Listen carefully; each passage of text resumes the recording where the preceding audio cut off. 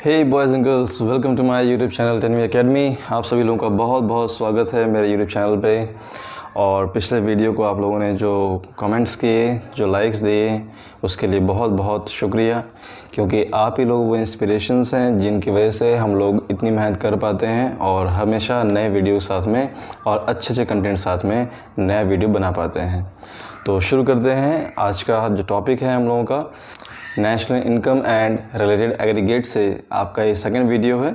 और पिछले वीडियो में आप लोगों ने जो कुछ भी स्टडी किया उसके आगे का ये पोर्शन है और बहुत ही जल्दी हम लोग न्यूमेरिकल क्वेश्चन स्टार्ट करने वाले हैं। ठीक है, तो फिलहाल हमारे लिए जो बेसिस हैं न्यूमेरिकल क्वेश्चन को स्टार्ट करने के लिए वो इस वीडियो में भी आपके सामने आते हैं।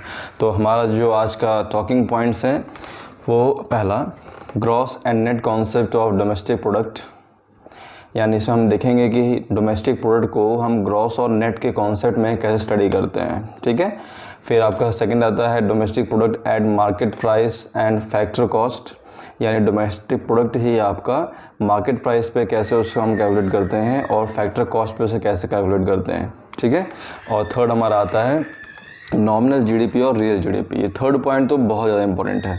ये आपके अमूमन जो है वो थ्योरेटिकल क्वेश्चंस में भी इसको पूछ लेते हैं और इसको बहुत अच्छे से समझना होगा। ठीक है, कि रियल जीडीपी क्या होता है और नॉमिनल जीडीपी क्या होता है। तो चलिए बिना टाइम वेस्ट किए हम लोग अपना पहला टॉपिक स्टार्ट करते हैं, that is gross and net concept of domestic product. तो पिछले वीडियो में आपने ये देखा ही था कि डोमेस्टिक प्रोडक्ट किसको बोलते हैं। तो डोमेस्टिक प्रोडक्ट वो प्रोडक्ट होता है जो आपके ज्योग्राफिकल टेरिटरी के अंदर प्रोड्यूस किया जाता है या फिर उसको जनरेट किया जाता है ना। The goods and services which is produce during the accounting year with in the boundary of the country, तो वो आपका उसमें काउंट किया जाता है ना। तो अब इसमें ग्रॉस और नेट का रिलेशन क्या आता है। तो बेसिकली अगर हम बात करते हैं कि हमारे जो डोमेस्टिक प्रोडक्ट है उसको हम दो तरीके से मेज़र कर सकते हैं, like GDP gross domestic product and NDP net domestic product. तो पहला क्वेश्चन हमारे पास अराइज होता है कि what causes the difference between GDP and NDP. तो भाई है क्या है आखिर, मतलब कि ग्रॉस जीडीपी और एनडीपी में जो जी यानी ग्रॉस और एन में नेट का जो डिफरेंसेस आ रहे हैं, ये आखिर डिफरेंस किसकी वजह से आता है ना। तो ऑब्जेक्टिव क्वेश्चन के तौर पर हम इसका एक लाइन में आंसर दे सकते हैं।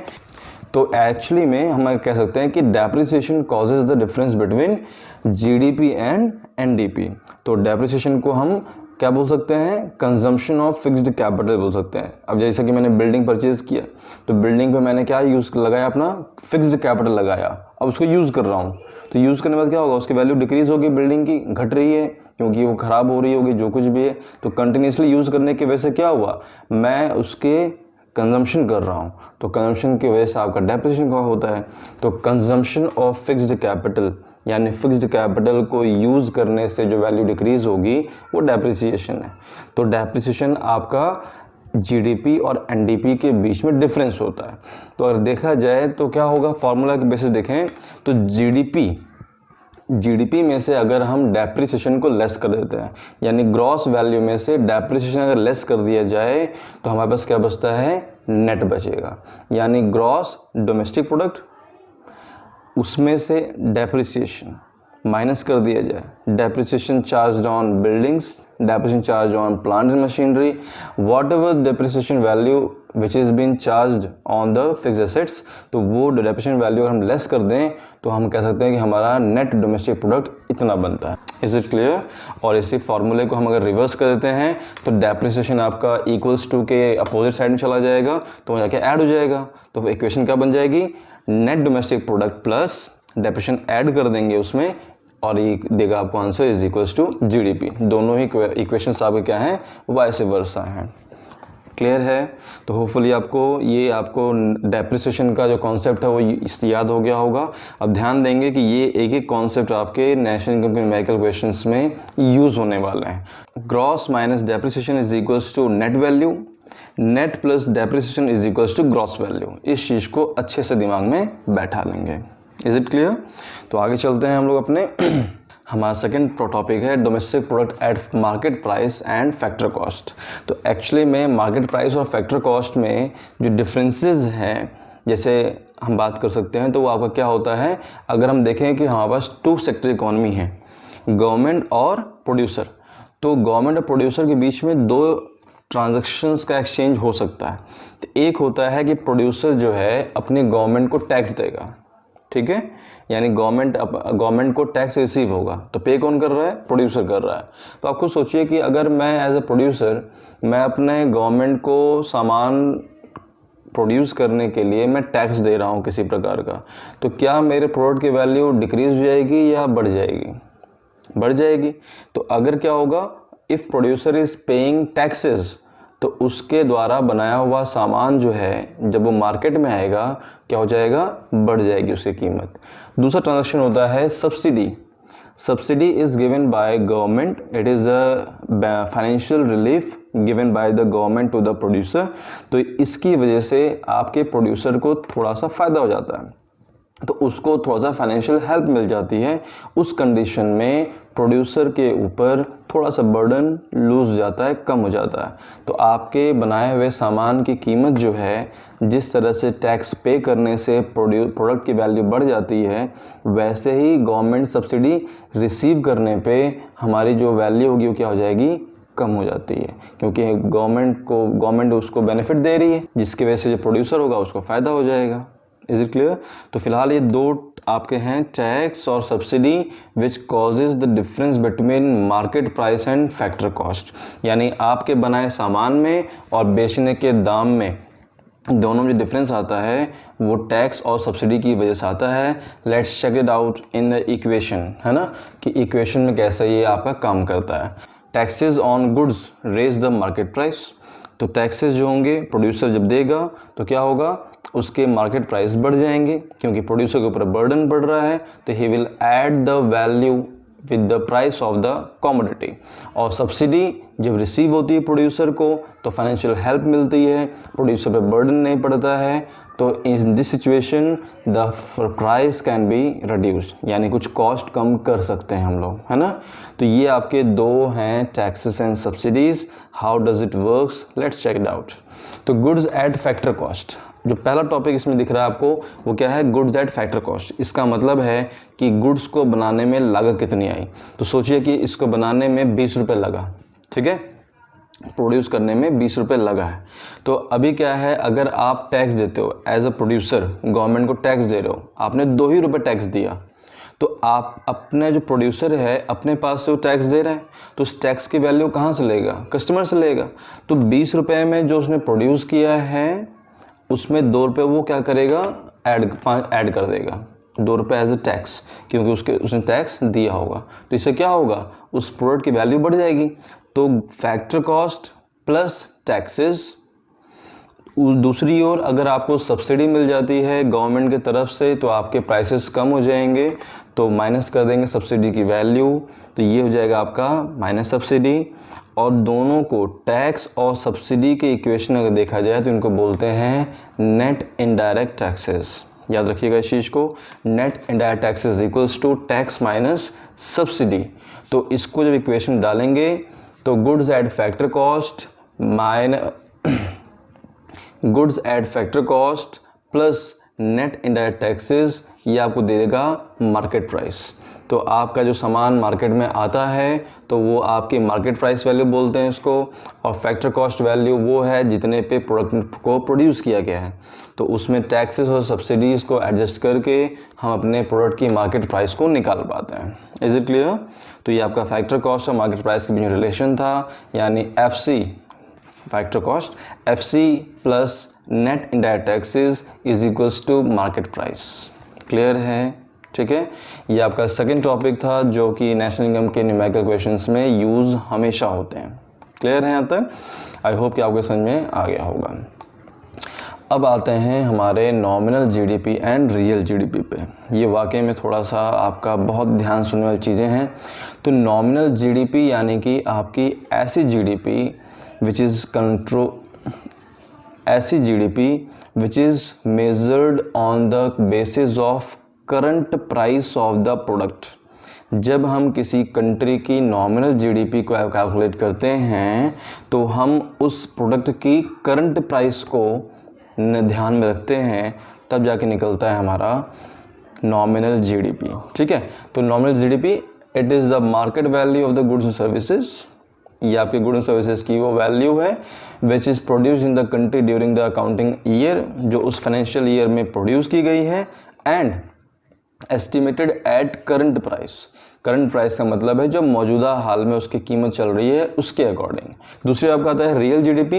It is the market value of goods and services, again the same thing that it is the market value of goods and services produce in the country during the accounting year, यानी उसी साल produce किया गया है, but it is measured estimated on the basis of base year price. Base year क्या होता है? Base year is an ideal year of a country in which the goods have been measured at the best price। यानी कि base year price आपका वो साल होता है जिसको आपकी कंट्री मानती है कि ये साल हमारे गुड्स के दाम के लिए सबसे बेस्ट प्राइस था, आइडल प्राइस था। इसी के बेसिस पे अपनी जीडीपी को हम कंपेयर करेंगे कि बंदा कैसा कर रहा है, यानी हमारी कंट्री जो है वो कैसा प्रोडक्शन कर रही है, कितना हमारा बढ़ रहा है। तो एक्चुअली में इसके अंदर जो प्राइसेस होती हैं वो चेंज नहीं होती। जो प्राइस आपका 10 साल पहले रहा होगा उसी प्राइस को आज भी कंसीडर किया जाता है। ध्यान ये दीजिएगा कि प्राइस, मार्केट प्राइस चेंज हो सकती है, लेकिन when we are calculating real GDP तो उस सामान की एक्चुअल दाम भले ही कितना भी रहेगा, बट जो बेस ईयर का प्राइस होगा हम उसी को कंसीडर करने वाले हैं, चाहे वो 10 साल पुराना ही क्यों ना हो। तो अगर हम कंसीडर करें कि we have 3 products, bread, toy car and cold drink, ये 3 मैन्युफैक्चरिंग यूनिट्स हैं हमारे कंट्री में। तो अगर हम इसकी बात करें कि आपका जीडीपी कैसे निकालेंगे, तो हमारे पास जो एजम्पशन वो क्या है? एजम्पशन जैसे सबसे नीचे लिखा हुआ है, output of good remains constant.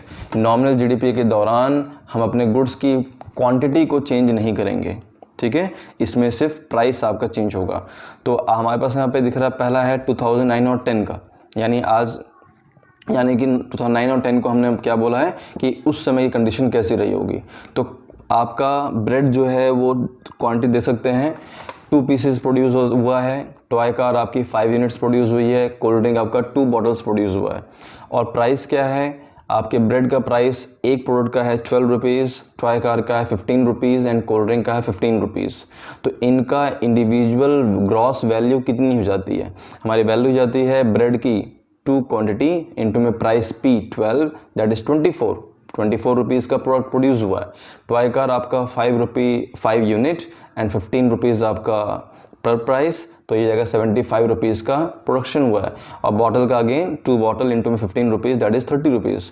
तो टोटल जीडीपी आपकी कितनी आती है? 24 + 75 + 30, दैट इज़ 129।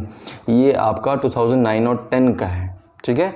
अब आते हैं अभी करंट टाइम पे 2019 और 20 में। तो हमने क्या बोला है? क्वांटिटी विल रिमेन सेम, क्योंकि नॉमिनल जीडीपी में आप प्राइस पे फोकस करते हैं कि प्राइस आज का क्या होगा। तो 10 साल के बाद कुछ प्राइस चेंज होगा कि नहीं होगा? डेफिनेटली होगा। तो जो आपका ब्रेड पहले 12 रुपये का था वो ब्रेड अब 20 रुपये का हो गया। जो आपकी टॉय कार पहले 15 रुपये की थी वो 25 रुपीज़ की हो गई है।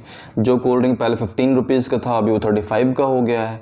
तो अभी क्वांटिटी रिमेन्स सेम लेकिन प्राइस चेंज हो गया। तो हमारे पास जो प्रोडक्शन वैल्यू आएगा वो क्या हो जाएगा? ब्रेड का हो जाएगा 2 पीसेस आपके 20 रुपीज़ पर पीस, तो जाएगा 40 रुपये का। आपका टॉय कार 5 यूनिट 25 रुपीज़ आपकी करंट प्राइस हो गई है 2019-20 में, जो कि जाएगा 125। और कोल्ड ड्रिंक जो है वो दो बॉटल और कोल्ड ड्रिंक की पर पीस बॉटल का प्राइस हो गया 35, तो जाएगा आपका ये 75। तो ये हो जाएगा आपका 70। तो ऐसी कंडीशन में हमारे पास जो टोटल जीडीपी हो जाएगा वो कितना हो जाएगा? 235 हो जाता है। तो ये चीज़ क्या दिख रहा है कि जीडीपी की वैल्यू 129 रुपीज़ थी 2009-10 में और अभी हो गई है 235। तो जीडीपी की जो वैल्यू में बदलाव आया है उसमें क्या है, क्या रीज़न है? That is price. प्राइस की वजह से आपके जीडीपी की वैल्यू में चेंजेस हुए हैं।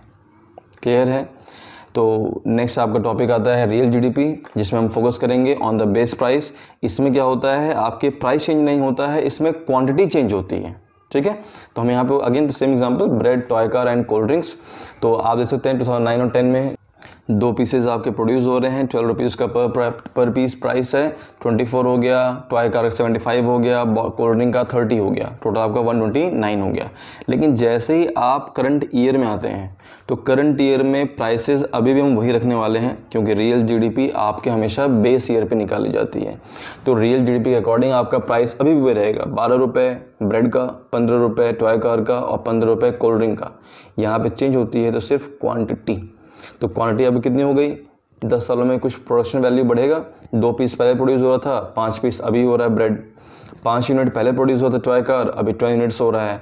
2 बॉटल कोल्ड ड्रिंक पहले प्रोड्यूस हो रही थी और अभी 7 बॉटल प्रोड्यूस हो रही है। तो in this situation price remains constant but the production unit changes.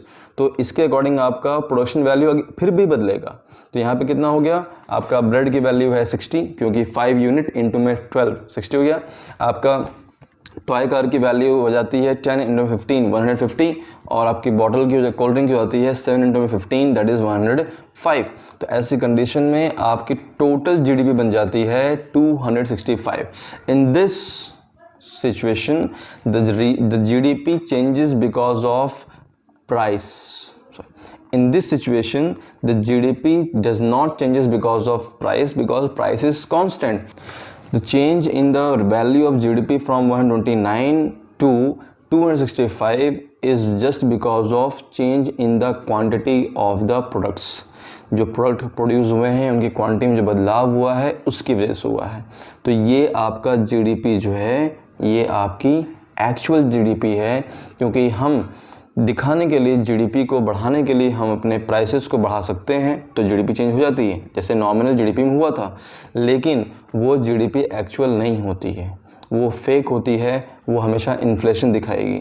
लेकिन अगर एक्चुअल जीडीपी चेंज देखना है तो हमें अपने प्राइसेस को कांस्टेंट रखते हुए प्रोडक्टिविटी को चेंज करना होगा, तो वो आपका ज़्यादा बेहतर होगा। Is it clear? तो चलते हैं अपने कंक्लूज़न के ऊपर कि what conclusion way derive from this nominal and real GDP. तो कंक्लूज़न ये निकलता है कि आपके जो रियल जीडीपी है that is the actual GDP which depicts the image of the economy. यानी रियल जीडीपी ही आपकी इकोनॉमी की सही तस्वीर को दिखाता है। अगर हम नॉमिनल जीडीपी की बात करें तो नॉमिनल जीडीपी तो प्राइस बढ़ा करके भी जीडीपी को बढ़ाया जा सकता है, लेकिन वो आपके इन्फ्लेशन हो जाएगा, वो एक्चुअल जीडीपी नहीं दिखाएगा। ठीक है, तो real GDP always reflects the change in output. Real GDP हमेशा आउटपुट के चेंजेस को दिखाता है, एंड नॉमिनल जीडीपी मे और may not reflect the change in output. शायद उसमें जो आउटपुट चेंज हो भी और नहीं भी, बट एक्चुअली उसमें प्राइस चेंज होता है। It depends upon change in the price level also. तो जो भी जीडीपी प्राइस पे डिपेंडेंट रहेगा वो इकोनॉमी की सही तस्वीर कभी नहीं दिखाएगा। ठीक है, तो विच इज़ वाई हम कह सकते हैं कंक्लूजन ये निकलता है कि real GDP is considered as better index of economy. Real GDP ही आपकी इकोनॉमी का सबसे सही इंडेक्स है, जो आपकी इकोनॉमी को दिखा रहा है कि हमारी इकोनॉमी बढ़ रही है, जीडीपी बढ़ रही है। तो ओवरऑल कंक्लूजन निकला कि if we want to calculate the GDP of a country we should focus on the change on the output, not on the change of the price. Price के चेंजेस को नहीं देखना चाहिए, हमें अपने आउटपुट के प्रोडक्शन वैल्यू जो changes हो रही हैं उनको देखना चाहिए। Is it clear? होपफुली आपको क्लियर हो गया होगा। और भी एग्जांपल्स आप इसमें देख सकते हैं। तो इसी के साथ ही हमारा जो वीडियो है ये कंप्लीट होता है। I would like to thank you all for watching this video, और बहुत जल्द हम लोग इसी के बाद न्यूमेरिकल क्वेश्चंस हम लोग लेके आने वाले हैं। एक आध टॉपिक और बचा हुआ है, फिर न्यूमेरिकल क्वेश्चन स्टार्ट हो जाएगा। दैट इज़ वेरी इंटरेस्टिंग और बहुत ही मज़ा आने वाला है न्यूमेरिकल क्वेश्चन को करने में। बहुत लोगों को डर भी लगता है बट बहुत ईजी है, थोड़ा सा कॉन्सेप्चुअल है, समझेंगे इसको तो हो जाएगा। So till that just keep sharing, comment on the comment box, आपको कैसा लगा लाइक करिए, कमेंट करिए and just give your hard work. Thank you.